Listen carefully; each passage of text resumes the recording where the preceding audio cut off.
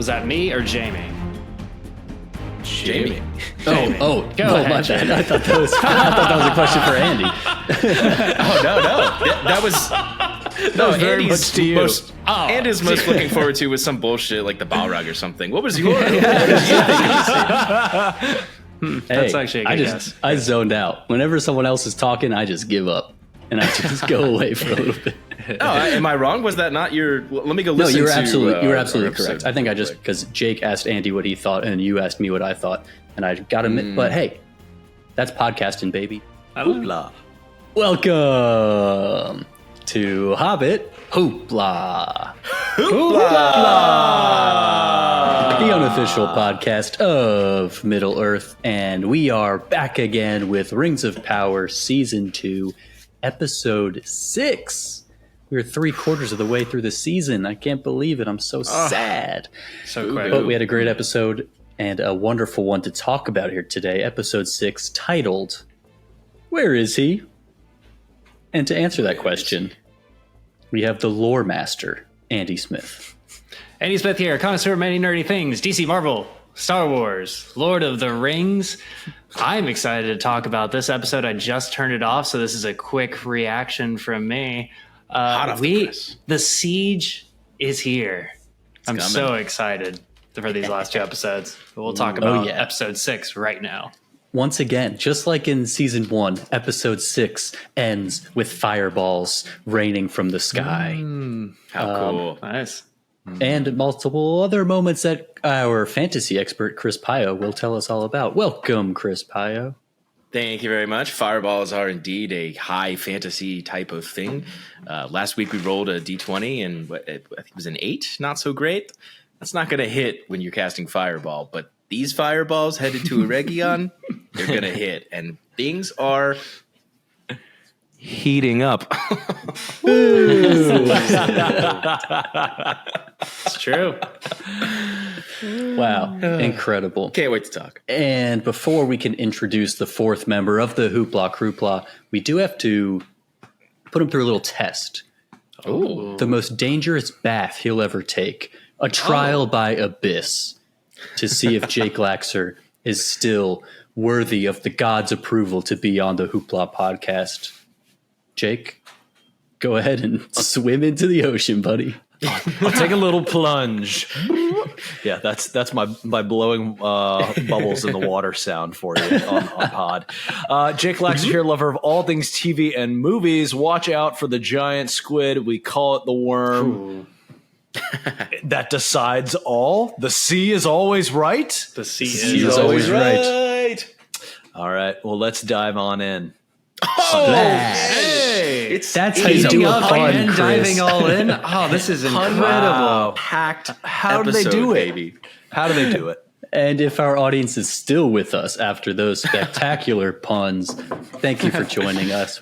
We're here every week talking about the Rings of Power. And when this season's over, we'll talk about other wonderful things. So you should stay up to date with the Hoopla by following us on the social medias. Chris, where can they do that? Make sure to follow us at Hoopla Podcasts on X, Instagram, and TikTok. Our TikTok is especially heating up. We got some fun little clips, some behind-the-scenes stuff coming. And follow us on YouTube as well. We'd love to see those YouTube views. You can see all 4 of our faces at once. It's just the raw upload, not editing. So if you'd like to watch on your PC or even mobily and don't want to do Spotify or Apple Music, find us on YouTube. We're at Hoopla Podcast on X, Instagram, YouTube, and TikTok. There it is. Hey. True. I'm on and if TikTok you forget too that, often. we're It's on that Linktree. brain rot. So go to Linktree. Find all those details down in the description. Yeah, just comprehensive. click on some links and find us wherever you want to. Because now it is time to, as Jake said, dive on in to this episode and find out, where is he? That could mean a couple of things. But my question is, where is Arondir? Because we got about 8 seconds of Arondir, and that was not enough. So I think the episode title is actually referencing where is he in our story, because I want more of him. Yes, I agree. We need Well, some more he got a little Arondir, map. but So he knows where to He go. has got the a map. map. Yeah, When he gets the map, after he had to get the map to then know where he was going, and now he's on the way, and we're going to see him at just the perfect time to save Galadriel next episode, right? Exactly. Oh, absolutely. Ooh, and a Rondir Galadriel action sequence Yes. is going to be so badass. Oh my god. Yeah, And Elrond at the same time. Come on, baby. Yeah. Oh wow. I feel like that scene was maybe shot on like an iPhone 16, just like, hey, we need you to come back for like one reshoot. Yeah. It's gonna be cool, but like it's gonna be a day's worth of shooting, and we're just gonna stick it into episode 6. Yeah. Ismail was like, my contract says I'm in 5 episodes this season, okay? And I've only been in 4 so far, so. Right.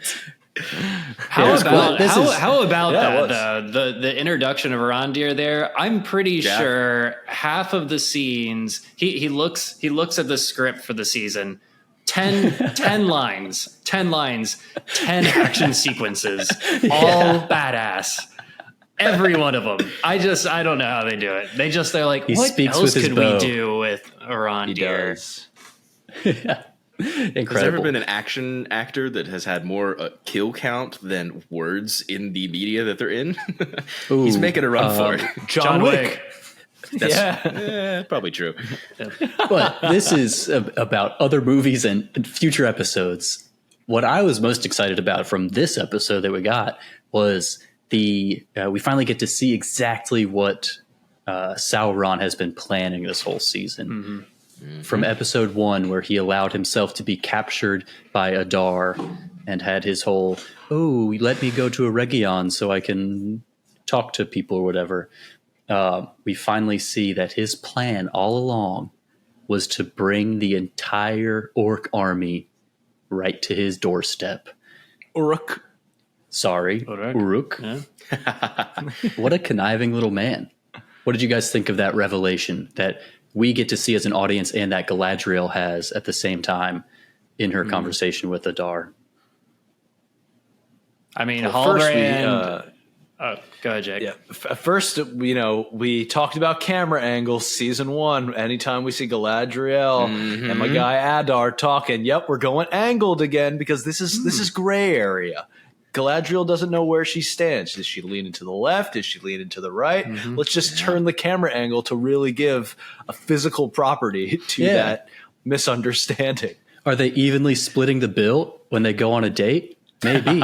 We're going Dutch, baby. And that's a filmography joke for all my cinema heads out there.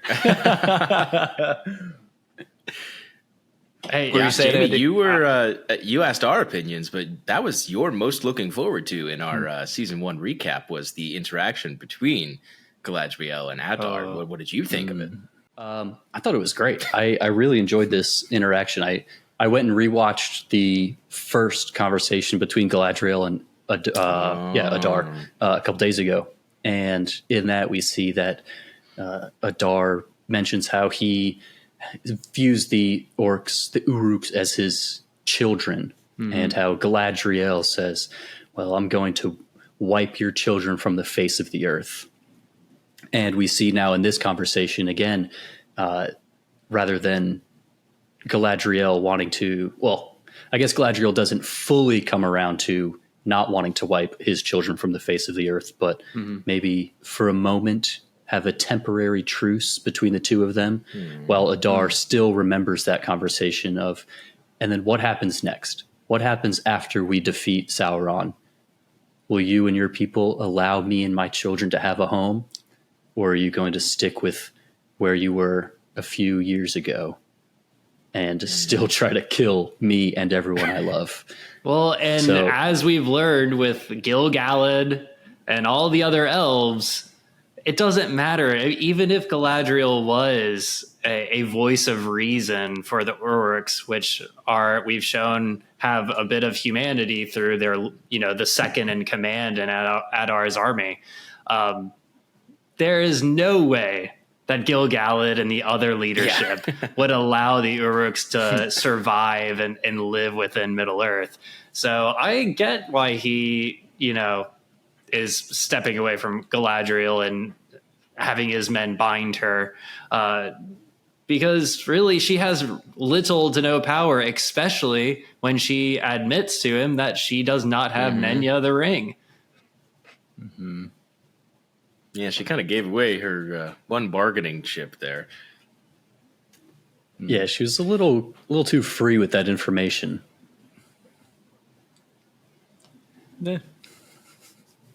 But leads... I liked seeing the crown of Morgoth. I liked how he brought that out. And it was like a major revelation to her, and she kind of freaked out. Yeah, which, the fear to be she fair, to be fair, I mean, all cards are on the table at that point, right? So I guess that's why she'd be so willing. Literally, the crown of the worst, most horrible embodiment that Middle Earth has ever seen.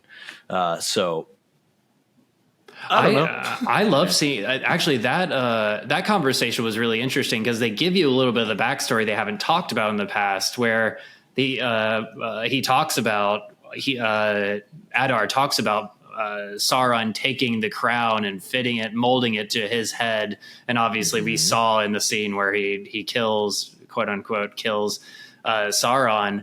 But also he talks of, like, we got a few mentions of the Silmarils as well. And this is the crown that Morgoth planted a Silmaril into. So that's kind of interesting. And I mean, at what point are we going to see that crown be re-bestowed upon the rightful ruler, Sauron? More gently this time than the last. Yeah, Jake, you said it. All cards are kind of on the table now, and 2 episodes left. Obviously, things, pun intended, sure, but they are indeed heating up. Finally, I think we've kind of been the past 3 episodes, ever since the premiere 3 episodes. These past 3 have kind of just been chess moving pieces into place, and then cards on the table. I think Galadriel and Adar are actually kind of on similar terms and have understanding together until she sees the army. And then, Jamie, like you said, the big revelation happens, and it's fun to get to witness that with Galadriel at the same time, because it's kind of a good plan. Like, okay, let's work together to rid Sauron, and then I'll go to my half of the room, you go to your half of the room, and we'll just coexist. But no, Sauron wants both halves to join him and then take over. And boy, is this plan working.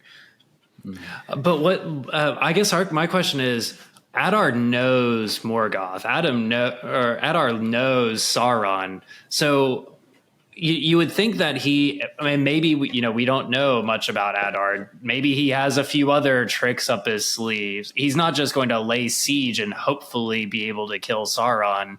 He knows that he's the deceiver, and he knows that this is a very unlikely successful siege. So what is he planning? Or maybe he does believe that if he gets into the city, then he can truly rid Sauron from Middle Earth. He's going in with the confidence of a man who's already killed Sauron. True. So he's like, if I did this once, I can do Unsuccessfully. it again. And, I still have the murder weapon. And Hardbone is there, or whatever, the giant troll. Wait, close. Darmot. Knocking over trees. What's his name? Hardbone? I mean, maybe, yeah. Hardbone was your nickname in college, dude. You're totally misremembering. Legend. Yes, it's going to be a fun fight. And it parallels, Jamie, you said, season 6 of season 6, if only, episode 6 of last season, it parallels those fireballs and where things start to really take a turn. Remember the most gruesome and dark part of last season, where Adar's army sent in villagers dressed in armor so that they would fight the other villagers? And that's so good. That was one of the biggest revelations. I feel like that another huge dark moment is coming just like that in the next 2 episodes. And it might even be worse. Again, obviously we know Sauron wins. That's not the point. We're along for the ride, and this plan is working to perfection. It's so fun to watch. You know what, though, That Chris? that also kind of echoes Andy's point, though. Andy was saying how Adar still got tricks up his sleeve, and you were kind of bringing up a point from season 1 where very much a trick up his sleeve. This guy's Houdini. Let's make magic happen. Maybe. I mean, I'm interested to see how. Okay, so I was thinking about this during the episode. The morality is being shifted and shaped throughout this season, like good versus evil, but there's a lot of gray in this episode. And I think we're obviously Sauron, he's entertaining. We know he's the evil one, but also Adar is not a good positive figure, right? Like he indiscriminately killed all of the humans within the Southlands. But at the same time, we're rooting for him to almost beat Sauron, even though, right. You also then have the Uruk leader who has some humanity. And then you have the elves, which they are very down the line. If it's not the way that we see the world, then you're wrong and you should be rid from the world. So it's really interesting to kind of see these different forces pushing and pulling at the same time that we're kind of cheering for Sauron, who is clearly the most evil and is straight down the line. Even though I guess the first episode, he was kind of nice to that one guy until he did not save him, the old man in the ship. Yeah. But that's a interesting piece of Adar's character. Guys, this is a great discussion. I unfortunately, we have to stop for 30 seconds here. We have to play a Mission Impossible ad in the middle of our podcast. So Thank you, Prime Video, for ruining the drama. 30 seconds? Yeah, 30 seconds real quick. I know things are really heating up with our discussion, but we need to run some ads real quick. So everyone, just 30 seconds of silence, just real quick. Dun, dun, dun, dun, dun, dun, dun, dun. Amazon, we're back. Wake up. Wake up, Amazon. Prime. They do have to stop doing those ads. That really sucks. But what doesn't suck in the worst is... the worst transitions. The worst transitions. Just abrupt, and then they're a minute and a half. And Speaking it's just terrible. How about this for a transition? The possibly coolest shot we've had in all of the Rings of Power. There's been a lot of really good cinematography in this show. Sure, absolutely. Last season, we had the beautiful shot of Halbrand and Galadriel on the raft where it flips 180 degrees and we see the reflection of Sauron and Galadriel in the water, both wearing crowns. This season, we have another shot that's in the running for coolest shot as Annatar is standing in the beautiful daylight of Eregion. 360 camera rotates around him, transitions to dark. Yes. Extras come running out from all directions, screaming and crying. That was a beautiful shot. So well done. Absolutely. Couldn't agree more. It's already making the rounds on Twitter and Instagram that they did that live. That was a live scene change. And I'm sure wow. A one if shot. you haven't seen it so far, you're going to see it. Maybe we'll repost it if the official Lord of the Rings account puts it on there. But it's very cool to see. And not only them doing it, but also cool to see in scene. I mean, it is a complete illusion that he's putting on. And Lore Master, is that a power of Sauron? Have we seen illusions like that before? Jake. I was gonna have a take on this. Lore Master for a day. I thought this was more just, we saw the embodiment of the mind invasion of Celebrimbor, but this was more just transforming back to the reality of the audience's perspective. And so, in real time, we were witnessing what I thought, or how I perceived it, was we were seeing what Celebrimbor was viewing, but it actually transcended to reality. The Lore Master, maybe you have more. I think that's exactly what it was, Jake. It was, and to your point as well, Chris, it's Sauron. He is not necessarily the strongest. He is not going to necessarily beat you on the battlefield, but he has control over kind of illusory magic, you could call it. Or, he even more so in this show, he has this power over kind of the mind from the unseen world. Like he's so I definitely think he's able to distort himself into different figures. He can play tricks in your mind. What was interesting to me is when he cut his hand, and he's clearly praying to something and using some power from the unseen world to be able to do this. Also, I kind of thought about it as well when he puts his arms out as he looks over his enemies from across the river. Like, what is he doing in that moment? He's clearly conjuring something. He's that necromancer we saw in the Hobbit films. So there's, I think that we're going to see some really cool tactics played by Sauron, like the mind tactic, and then something on the battlefield next episode. So I have two things to comment on this. The first is something that I picked up on from the after show they have, the little behind the Rings of Power, the little 5-minute videos after each episode, which I hadn't watched until today, because they start with like, you can see like coming up next time on the next episode. And I'm like, I'd skip it. No spoilers. Yeah. But I went back and watched them all today, and they're incredible. You guys should go watch little interviews with either the directors or cast. Bear McCreary was on this episode, and he said that shot where Annatar lifts up his arms, he was like, that kind of looks like he's a conductor of an orchestra. And the army is coming to him. Everything that he's conducted is coming together. So what they did for the music in that scene is they had recorded the orchestra throughout all their recording sessions as they were tuning up their instruments.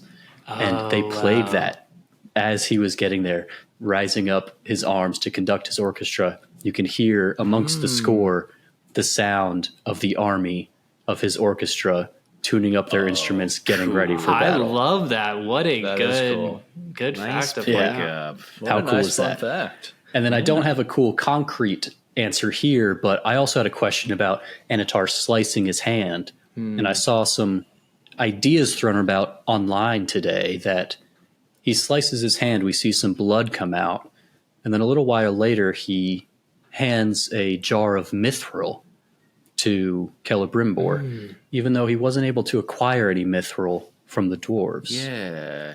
Someone online I saw was speculating that he used his blood magic to create something, probably not real mithril, but something to trick Celebrimbor into imbuing the rings with the essence of Sauron himself.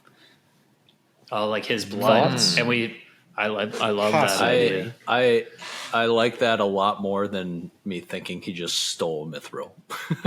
Does it too? Which he may have done. Yeah, he might have. I don't like doing that off screen, but maybe. I disagree. I actually think he did steal it, and I hope that it ends up that way. I feel like, he was rejected. His whole plot is to get these people to do it to themselves. That's the most important part of his plan, is deception and convincing people that not only do they need the rings, these rings of power, but they also need to acquire them and use them to their own demise. And so him just kind of conjuring up this mithril, sure, it makes sense. It's a last-ditch effort. He has to get these rings done before the war starts, yada, yada, yada. But I feel like he did steal it because he just couldn't be denied. And plus, if he could conjure mithril out of anywhere anyways, why didn't he just not say that the dwarven shipment was late and just make the mithril anyway? Chris, he wants the work to continue, right? Chris, how I took it, I didn't even think this was actually mithril. He mentions that this is pure powder form of refined, like as if, like, and the way that the jar was, it was very elegant, as if the Valar had created this holder of mithril powder. I just thought it was a part of the illusion to mess with Celebrimbor's mind, we saw at the very opening of this episode, Celebrimbor is losing his mind, slowly descending into madness. Also I think partially based on the whispers that you'll hear Frodo hear from the ring eventually. I think Sauron is whispering all of this, the disembodied whispers. I love when that's how they call it within the subtitles. he's just slowly influencing him to the point where he's back making the rings. And I love how they were going the last 2 episodes of this army that's coming to destroy Sauron, and Sauron's just holding them off until those 9 are created, which is the end all be all.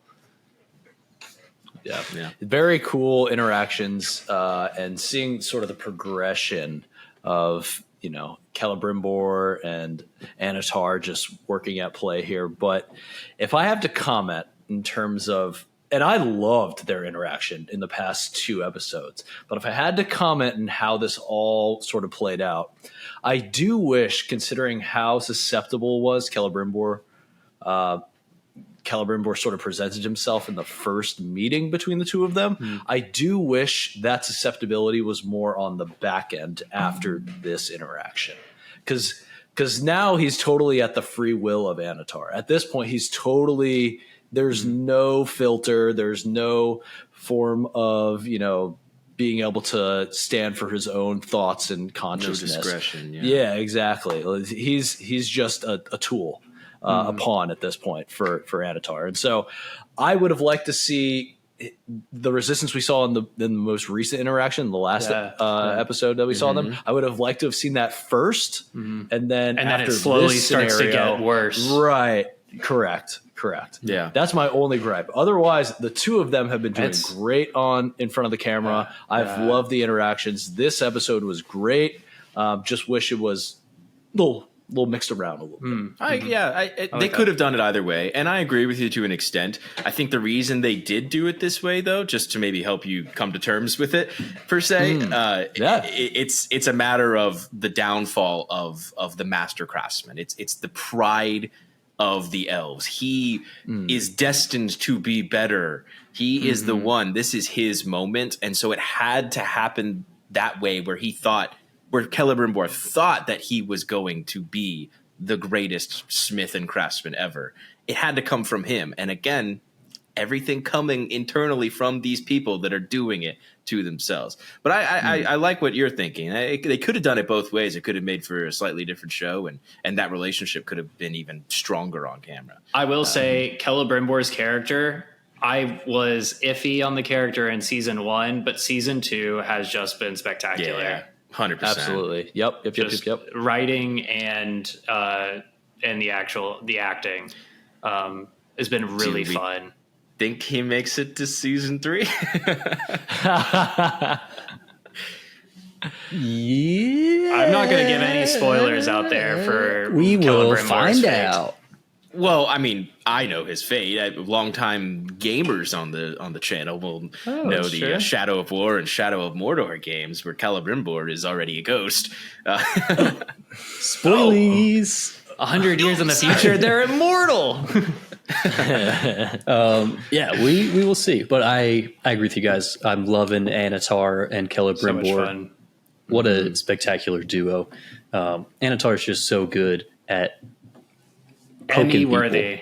and Give saying, hey, him an Emmy. I know exactly what you want out of your life, and I'm just going to twist it so I get what I want out of your life. Right. And he's so good at it.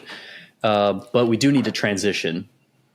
Can I Take a little- transition? I got a good transition yeah. for you. Bring it on. Ooh. Let the man Andy, you're transition. saying Emmy worthy. I'm not gonna lie. I think there are plenty of Emmy worthy performances in this show, but none more than Sophia Nomvete. Disa is absolutely crushing it in these past couple of episodes. I have fallen in Agreed. love with her as a character, and this Disa. episode more than anything. Just unloading and acting Armageddon of just wonderful emotions. We're seeing her caught in between a rock and a hard place. That is indeed another pun. Oh, the pun counter is He wrote out of that one control down. He wrote today. that one down. But she's caught between a stubborn king who the line where she admits that she loves him just as much and also admits that he's twice the father that her own father Yeah, would that have was been. nice. Not that we really have any lore on Disa's father, and it doesn't matter. You can feel that all in that one line plus her performance. And then, I mean, both Durin's as well. Everyone is just top tier performance. And when you say Emmy performance, I don't think you can just limit it to Charlie Vickers. I think a couple people in this particular show could be up for far and away the best recognition of a show we've seen in a while. Yeah, absolutely. And so we talk about the dwarves now. Unless anyone has more. What a transition. I mean, we could talk about Annatar for hours. We have to move on. I know, yeah. I absolutely love everything that's been happening in Khazad-dûm this season. I think it's been such a delay every time we go over to the dwarves. Durin's father, I love the sheer influence that the ring has on him, and he's just and the greed and the envy is just riddled within him. Just he's so consumed by it, and it's fun to be able to see who is the logical leader within Khazad-dûm flip-flop between both Durins. You know, one thing that the kind of parallel that I do enjoy is season 1, we see both Elrond and younger Durin be sort of ambitious for their own respective peoples. On the flip side, this season, they're now kind of the saviors for their own species, which is kind of cool to be able to see that 180. And also, I mean, the acting, like you said to it, Disa, unbelievable. Also, King Durin, unbelievable. It has been such a delight. The bats, not overreacting. You don't think they're going to win an Emmy? I liked her song. I thought that she was going to have like the Stones should have moved. The Stones. Why? I totally agree, dude. They set that up for a fucking home run. Yeah. And then bats. Yes. Big bats. They were huge. huge. They were pretty big bats. But the thing is, are you telling me Narvi, the greatest, the delve master of Khazad-dûm, one of the most powerful dwarves, is just going to turn around and run away when they have these giant axes and they're like ready to go? Like, come on. Oh, you're going to axe a bat? Unbelievable. No way. No way. You're right, Like, Jake. true. It was You're right. bases loaded, 3-0 count. And it was just an absolute abysmal at bat. You're right. They totally wasted it. I am on fire today. But you set up the home run thing, so I'll give you credit for putting me on. I totally agree. I thought the Stones were about to move. She's a stone singer. I don't know if that's within her power. Whatever. Who cares? They're making up stuff she for the sang show. last time and a column fell and like crushed one of the houses in like episode 2. So like, yeah. But can they control? Can the stone speakers control it? Maybe not. I don't know. At least rocks should have fallen and like blocked the way. Bats were the weakest point of the episode for sure. 100%, Chris. I'm Team Rocks A or Team B. Nothing happens at all, and neither of those occurred. I just think it would have been hilarious, and they even bought into it. I actually love that they acknowledged that the scene was kind of absurd. Yeah, and that's supposed to scare us, right? So I want to talk about another scene as well within this Khazad-dûm sequence, and it's when going back to Annatar, when Annatar walks up. And he has that interaction with Durin the Fourth and Durin the Third. I loved seeing King Durin deny him and the anger that then shows, because no one denies Sauron. Obviously, he then looks over into the fire and sees the Balrog. And that does moment that count as seeing the Balrog this season, Chris? Yes, it's literally the Balrog. Fine, I know.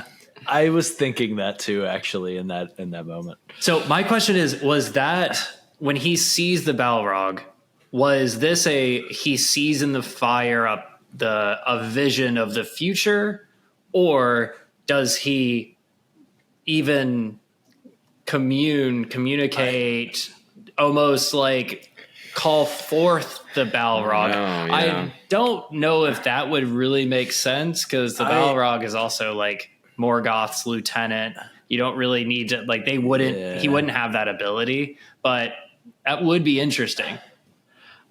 I kind of viewed it as like, okay, deny me, this is your demise. Yeah. That's Yeah, like he was taking some comfort in the fact that he's like, these dwarves are being mean to me, but I know they're all going to get murdered by a Balrog. They will get the Balrog. That's what they get. So I'm going to fire maybe- time my devil buddy. Because I thought Fire Annatar time. was going to make. I thought Annatar was going to make more of a fuss. Like, not that he would like reveal himself as Sauron, but I thought he was going to, I don't know, like start yelling at least. He just kind of walks away. So maybe I think, Jamie, you're exactly right. That taking comfort when you say it like that, he kind of like, all right, well, the dwarves are going to handle this themselves. I'll go ahead and just steal some mithril, which I still think happened, and get the heck out of here. Because what he can't have is if he takes a hold of the Uruk army, he can't have a powerful Khazad-dûm, fighting against him. So he sees the Balrog. He knows what that means for this city. They have enough to worry about. They're not coming to the aid of Eregion. But also seeing then King Durin then talk to the prince and once again, Jake, the greed, the envy, he says, it's kind of like in the last episode when he says, I can see the mountain. It's like within me. Like he's just completely consumed by the ring. He's gone mad. And you finally see what in the dwarven rings, they typically like enhance the existing abilities of the dwarves, and the dwarves are strong, and you finally see him hit Prince Durin. He flies. So that was kind of cool to see, like another aspect to the ring. Other than You're wrong. It was very cool to see. you just got fact checked, bitch. It's very cool. Thank you. I can't wait to see the other 6 dwarves get their rings. Because as far as we can tell, it's still just King Durin holding on to the leftover rings, waiting for the other dwarven kings to come to him and retrieve their prize. I had a question about that real quickly. Do you think the gold that we saw, kind of like the extras moving in and dumping, do you think that was like the tariff from the other 6 kingdoms? Or do you think that was just them digging deeply, or both? That's a great question. I thought it was the he's tax. also been collecting tax from his people. I kind of viewed it as just prosperity from them thriving as an economy right now. Yeah. They are. That's true. They are. They're thriving. It could be. I find this economy shallow and pedantic. It's like finally we finally have lights, and you're like, you had lights like 6 months ago. Like, how are you so much more rich? Yeah, but now we're rich about it. That's these and are now all, you're just taxed heavily. all good theories. I don't know.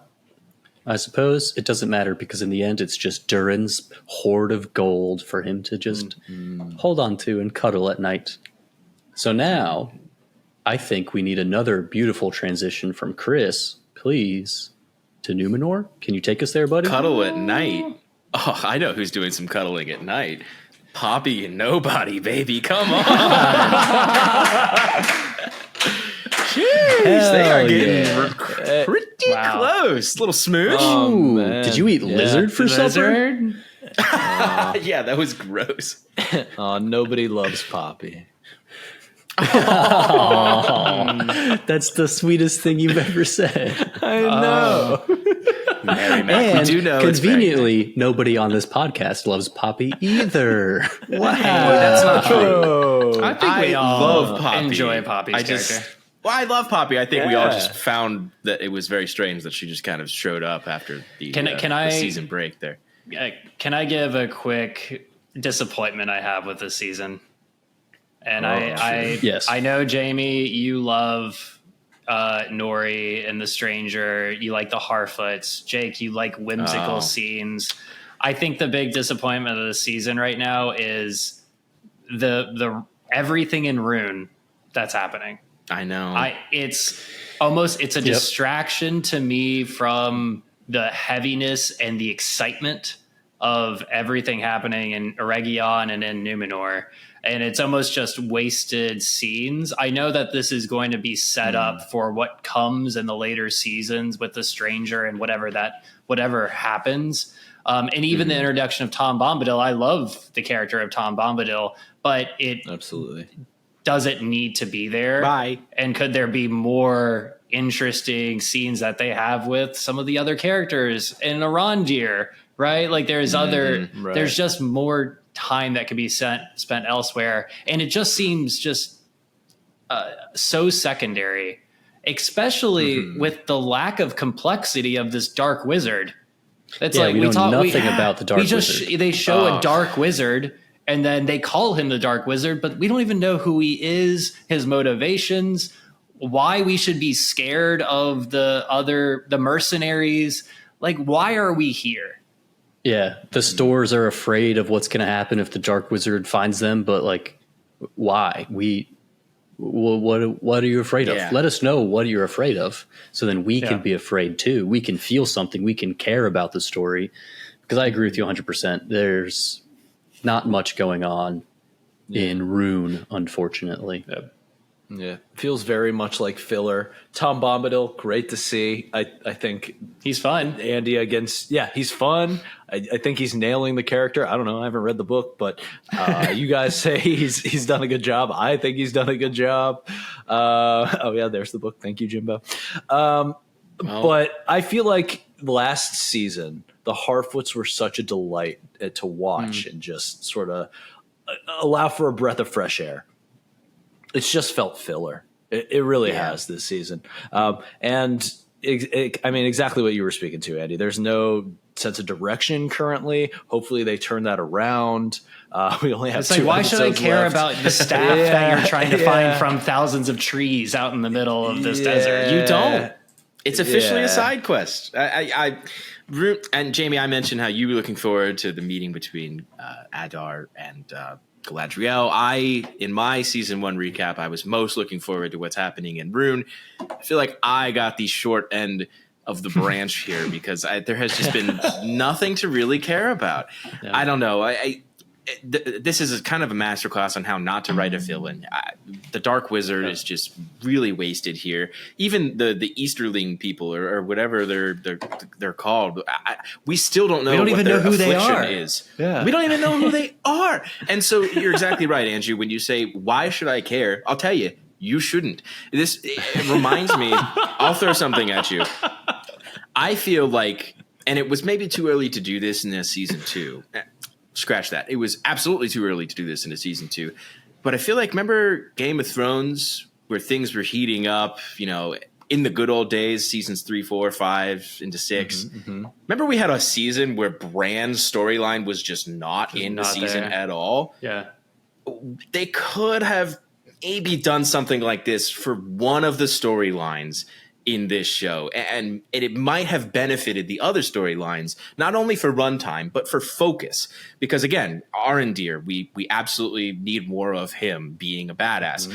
Where is he? The title of the episode could apply to Isildur, who again we have not seen for 2 episodes, and I'm really looking forward to. He's a big plot point over in Numenor, and we still haven't seen him. So I just feel like they jam-packed so much in.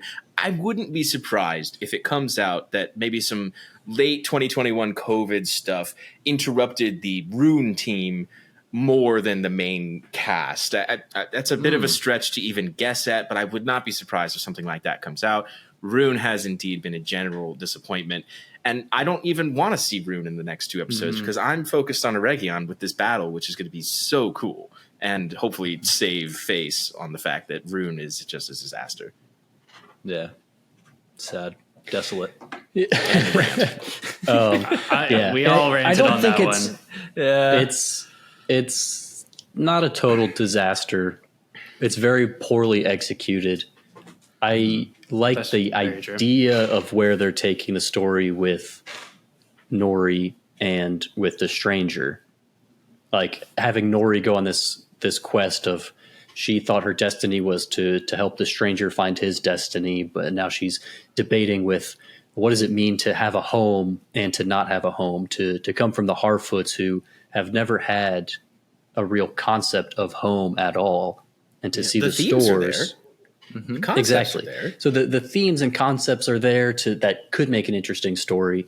But I want to go back and just clock how much time we've spent in Rune over the course of 6 hours. Probably like 25 total minutes in Rune, which is not enough time to tell a story. It's not enough time to set up a villain. And it's been disappointing. I don't know. think Give they more should time take to like those- Gil Galad and make that character more complex, right? Well, what I'm going to say is I yeah, think we should take that 25 minutes from Rune and spend it in Numenor, because I think we have a similar situation going on there where the story is interesting and the conflict between the characters, especially what we had with Aarion and Elendil in this episode. We're getting to see some real head-to-head family conflict going on, as well as Pharazôn and Miriel. And it's an interesting story that they're telling, but they haven't quite built it out as broad as I would like them to. We're not really seeing what are the consequences of Pharazôn being the king. Yeah. What are the consequences of Miriel getting back the queenship? Like, what does it mean for Numenor for either one of them to be the leader? All we're getting is the small micro scale interactions of I want to be king, I want to be queen, I support him, I support her. And this is a huge nation of Numenor. We need to see how it affects all of the Numenorians. Right? And I think we could use more time with that. I agree. Absolutely. That Last season we got. Go ahead, Andy. Sorry, I was just going to say I just ranted, so you take No, it. you're good. You're good. I wouldn't make the same rant there with you on Rune.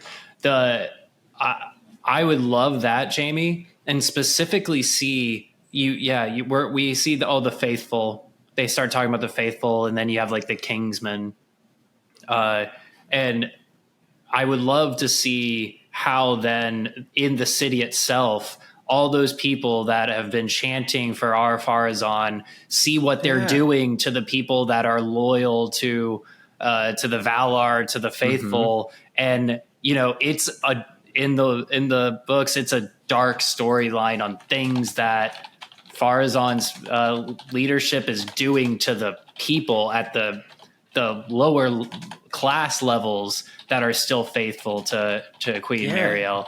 And I'd love to see, like, are they fighting, killing each other? Are they starving each other? What's Jake, you talked about the economics of Khazad-dûm. How is that happening in the old town? Like, are places being boarded up? And like, give me that, because this is Gondor. What was awesome about Gondor is it's this massive city with all these people, and you felt everyone. I want to feel that there, not just seeing Earion kind of like pouting on the side. Now I'm enjoying that, by the way, but I feel like they could put more time into that. Talk about some Emmy-worthy pouting. I mean, that wasn't not pounding. Where was Kevin this episode? Kevin had one line, and it was like 6 words, and that is the beautiful thing. Thank God. Boo, Kevin. No, talk about Emmy-worthy pouting. That scene in the jail cell That was between great. all 3 of them was fantastic. So good. If you think this is still about pride, then there are no words left to be shared. Oh my God. Just his. Jake, did you have a comment? Because I have something to kind of tie the Numenor stuff together. Yeah, and it's going to be sort of a downplay. That's fine. Earion's character this season has really driven me up the wall, to be 100% honest. I don't think you're alone. Her brother died from war. Her father is escorting their handicapped leader back from foreign lands, and she immediately turns on her family. She's literally crying over the guy in this scene about how she has left, and immediately just jumps to this corrupt leadership as an aspiring architect. It's that I think you should leave scene where Tim Robinson's in the hot dog costumes and he's going, "We're all trying to find who did this." You did this. I'm more on board with Aarion's motivation than it sounds like you are, Jake.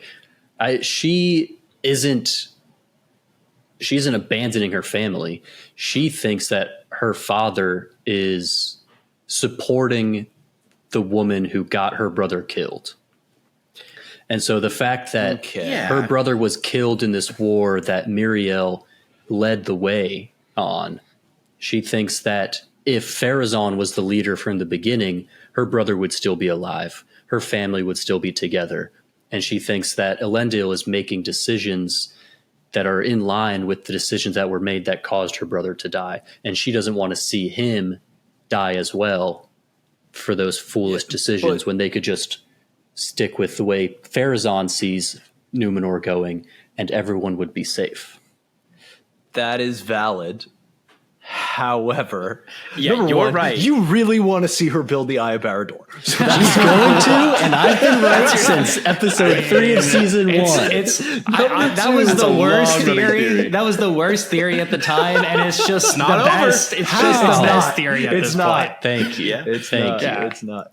And number 2, she immediately strips her father of rank. Like, this dude has been so loyal to the city, to all of Numenor. He's literally looked up as like a legend, piloting ships and guarding the seas. And nope, done, gone, bye, jail. I want you to live.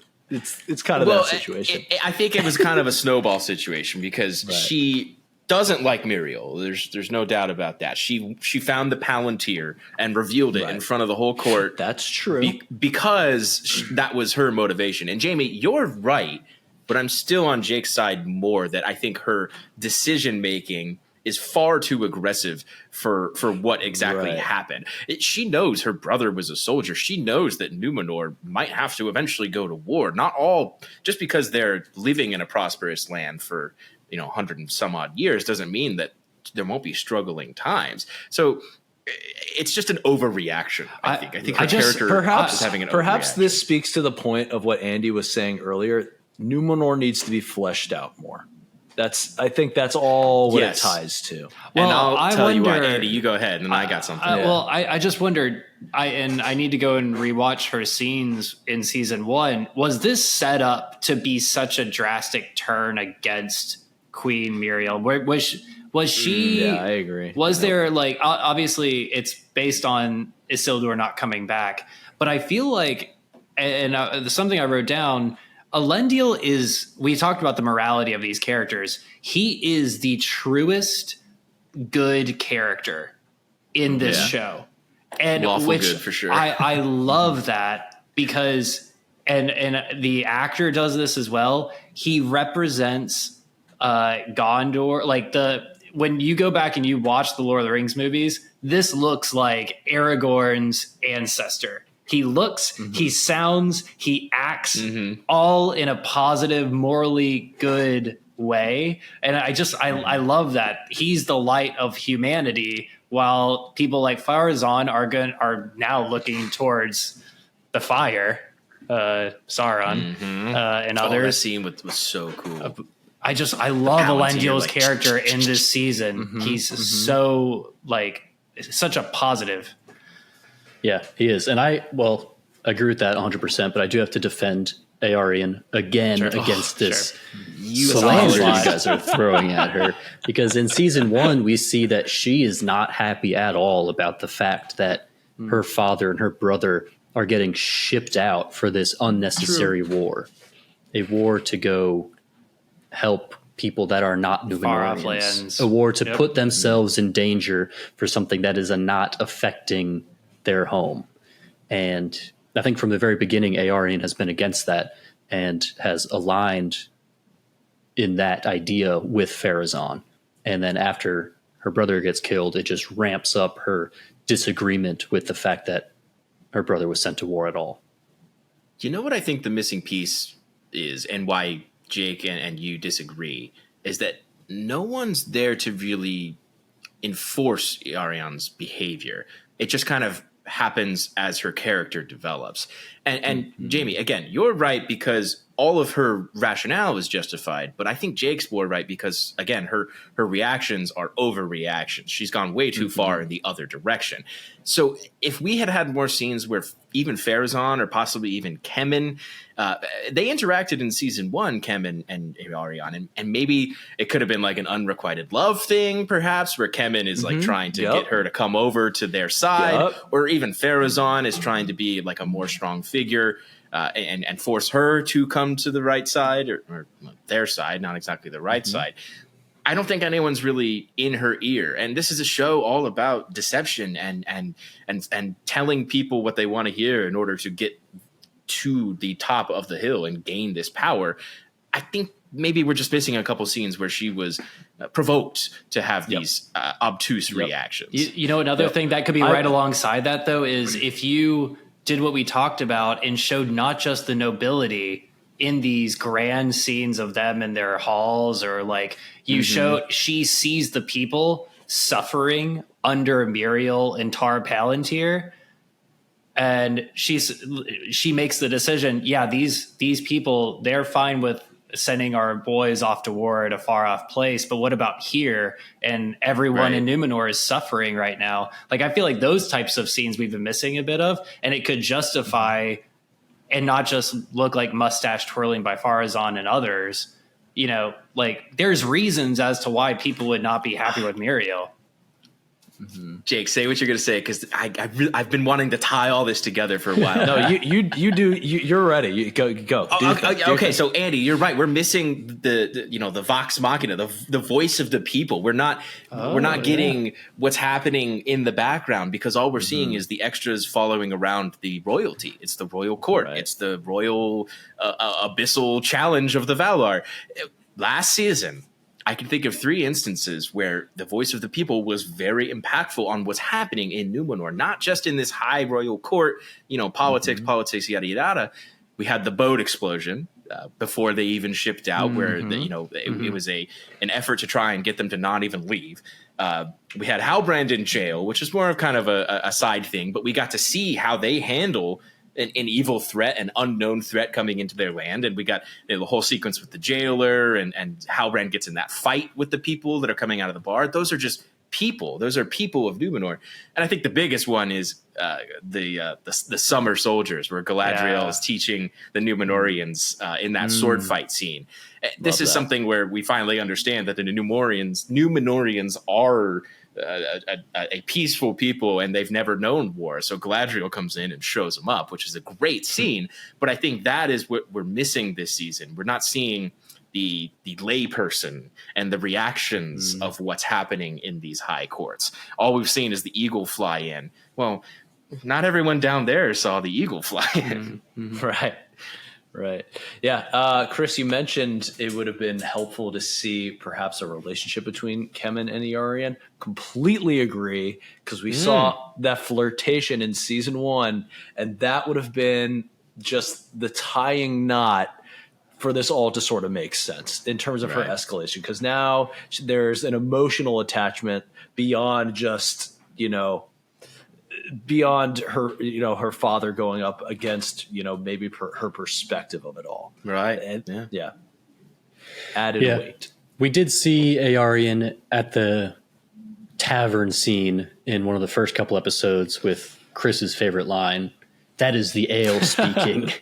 And so Iarion is entwined with Kemen and Pharazôn, and she's, if we're not seeing it directly, we can assume that she is spending time with them. And entwined, but she's along for the ride. She's not. Well, I think they're going to be setting up a lot for her character going forward to build Barad-dûr. She still has to go to building school. She hasn't been to building school yet. She's not even an architect. What happened to the guilds? Like, the whole guild token was a huge thing about last season, and we're just missing a lot of that. Even if they showed what she had seen in the Palantir, I think that also would have been a problem. That's actually a really good point. The Palantir, they haven't really given us anything of what Miriel has been seeing other than the wave.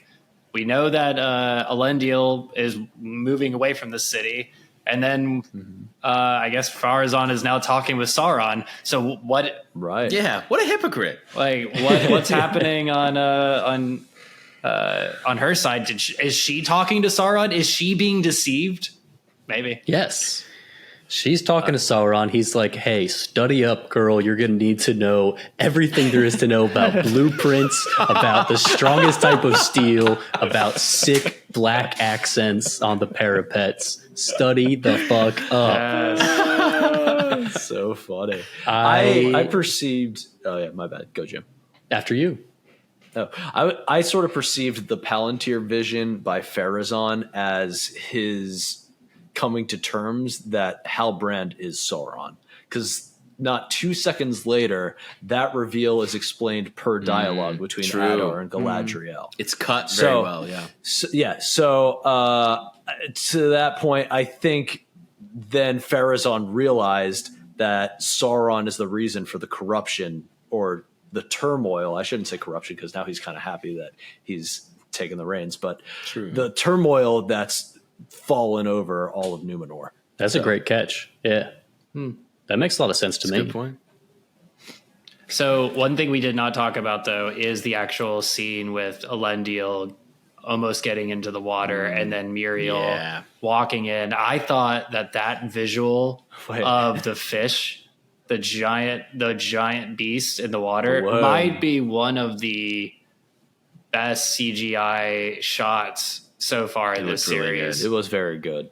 And honestly, all I thought about was Phantom Menace, where you have the giant water monsters. I was like, wow, we've come a long way since 2001. There's always a bigger fish. Jamie has a joke at the chamber. I'm so ready. Go it's for not it. about the visuals. I'm glad that Jake doesn't have to be upset about the fact that Miriel walked downstairs because she had an aide with him the whole time. Yes. It made so much sense. That would have ruined the whole ceremony so if she sense. fell into the water. Thank goodness she got to walk peacefully, accompanied by a strong soldier. Absolutely. Loved that escort. It made so much sense. Step by step. Great. Also, I think, this is no secret. I think they've been pushing this, but I think finally now we're seeing the blossomings of a little love, right? Yeah. The jail scene combined with the sacrifice that they're willing to make for each other. I think they're definitely. I just wonder, how far are they going to go with that? Good question. I'm not sure. I feel like, I keep thinking that something is going to happen to Miriel, but it doesn't happen. So, she's there. He's kind of I feel like it can't work with them, but at the same time, it's almost like a forbidden love kind of thing, right? Because she's supposed to be his exactly his senior, but Nice. You said something can't happen to Miriel. You mean miracle? Oh. I don't know if that's always right. intention. The sea is always right. She can always see again out of her right eye. How good the sea monster looks. And unfortunately, Miriel couldn't see how good the sea monster looks. Yeah, I did. It's so easy not to be scared if you can't see it. Honestly, that was great. Miriel didn't even know there was a monster there, and was like, "Oh, he's probably just They a fish." probably spent Just a $1 nice million fish. on that CGI, and Miriel couldn't even see it. That sucks. Oh my god. I did think it was kind of interesting though how normally in these horror shark films that we've seen in past, take Jaws for example, or 30 Meters Under, there's always a moment where the marine life has an eye connection with the main lead. I thought it was very weird how they did that with Muriel in this scene, but that's fine. The fish doesn't know. Neither does she. Well, there you go. yeah, that's my point. But I think the weirdest thing about this whole scene though was, and maybe this is just me just being around the ocean for the past couple of years, but I thought it was very weird how Muriel gets, leached by one of the tentacles. She's held down underwater. Why are the waves crashing in the pool from every possible direction? It seemed very unnatural. to me, it did. I don't know. It just seemed like it was made for effect. It's very minor gripe. Very minor gripe. One of the most minor, and you've had some I'm not minor even going to count gripes. that's gripe. That's just design. That's looks a pretty cool. production set I design liked decision. Those are some nice white caps, in the water. scene Right. was- It looked very washing machine-y to me. I don't know. No, gripe denied, especially since you started it with, I've been around the ocean the past couple of years. Shouldn't you know? That water is kind of chaotic sometimes. Yeah, it is. So that scene was shot on the island of Tenerife with some beautiful visuals, wonderful. beautiful on-location shot Very nice. of that I beautiful thought it was the little island cove. of Numenor. It was both. It was both. And that's the podcast. All folks. right. So thank you all for tuning into this episode of the Hoopla podcast. As we get to the end of every episode, we got to go around and give this one, episode 6, a rating on a scale of 1 to 11 Hooplas. What'd you think, Andy? Jamie, I'm going to give this the lowest so far this season. I'm actually going to give this one an 80. Wow. Wow. 80, which is significantly down from the prior episodes, and I think it's partially because it is truly setting up, in I think a pretty effective way, the siege that's about to happen in the last 2 episodes. I think if there was a little bit, obviously the Rune storyline, we talked about that a lot, has brought it down a bit for me. But I think we're set up really well going into the final 2 episodes. And I think this season is head and shoulders above season 1. I think this is on almost every front, other than maybe the Harfoots, is a gain. And I think that's going to set us up well for the remainder of the series. I hope that the ratings pick up so we get those seasons. But I think this show, it's knocking it out of the park for me. But for this one episode, it's kind of a setup. It's always going to be a top rated episode though, when Charlie Vickers is just once again In the episode? If he's in the episode, it has to be above an 80 or above. Right. Yeah. So that's the Charlie line. You can't go below 80. There was no Gil Vickers is on Galad. screen. There's no Gil Galad, and Charlie Vickers is in the episode. Honestly, it's a positive for me. I'm just kidding. I think we're season wrap on Gil Galad. And what's his name? I already forgot the old guy's name. I don't think we're seeing him again. Curdan. Speaking of I like boats, Curdan. Jake, can you give us a rating for this episode? I don't know the transition there or how that works, but You said you're around the ocean. Yeah, Oh, you're a okay. boat builder. okay. Honestly, I was just trying to get you to give your rating by any means necessary. Speaking of guys that Absolutely. only shave using a stone in the side of the river, Jake. Oh yeah, no, perfect.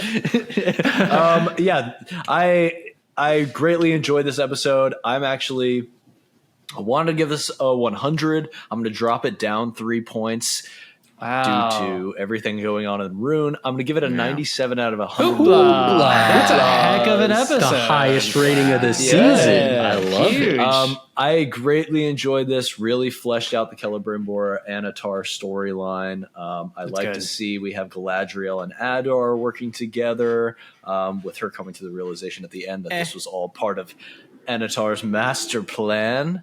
And the Khazad-dûm scenes were great, minus the bats. I'm going to drop it down one more. 96. 96 out of 71.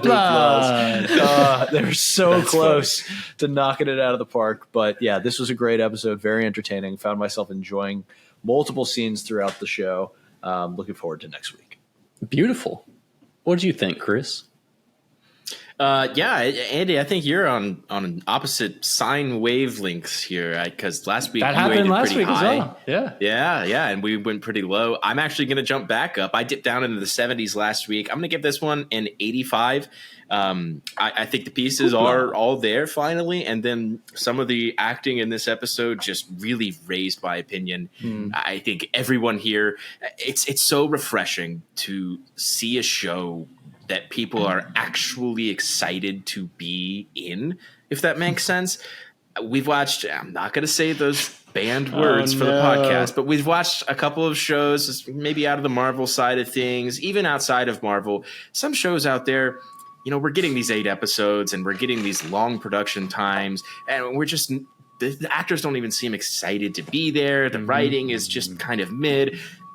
I don't think you can ignore this show any longer. If you're a hater because, there's girls in it, or people of color, or, it's not what Tolkien would have wanted, get over yourself and start watching this show. It is excellent. I think there's so much to love. This is an 85 for me, and I have a feeling that the next 2 episodes are only going to be higher. Oh, yeah. We're hitting triple digis for sure next week. It's possible we hit Jake's triple already digits. at a 96, All so right. when that siege begins... And speaking of motorbikes, what do you have for us, Jimbo? Vroom, vroom, bitch. I'm going to give it a 91.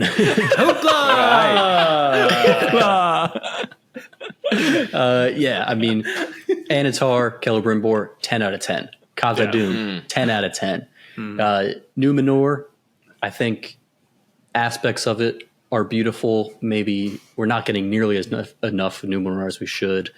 I think Galadriel and Adar, I really liked their interactions. Some of the writing was a little iffy for their conversation, but it's leading to something incredible about to happen. So I'll give this episode a 91 out of 11 Hooplas. That's great. Hoopla! Yeah. And just real quick, I wanted to say one more thing. Let's go ahead and pause 30 seconds. We have one more Mission Impossible trailer to show. So if you guys could just hang on for 30 seconds here, we're going to go ahead. Mission and show Impossible that trailer 1, by the way. Now. Why are we showing ads from a By movie from 22 years ago? And Great then question. we're gonna Did you guys know another Tom Cruise jumps off of a mountain? And then we're going to have another 30-second Carolina Ford dealers ad. And then we're going to get a... And if you want to skip those ads, then you can tune in next week to the Hoopla podcast when we talk about the penultimate episode of season 2 of The Rings of Power. Should be great. So make sure to follow us on all the social medias that you can find linked in the episode description. Go check out all our fun little TikTok videos that we've been posting. And on Instagram, we're posting some cool stuff as well. So follow us there and tune in next week. And as we end every episode of the Hoopla podcast, it is time for the moment of highest hoopla, the quote of the episode. What do you got for us, Andy? As Elendil said, I do not, for Numenor's true ruler is now until the end of her days, Miriel, daughter of Tar Palantir, and the only traitor here is you. And he points at Ar-Pharazôn with just disdain. Just a beautiful scene. It was good. Beautiful scene. Great stuff. Miriel. Man. Miriel. We almost did see the end of her days. We were very close to seeing the end of her days. That's true. It was a prophecy. That's true. She made it, babe. Yeah.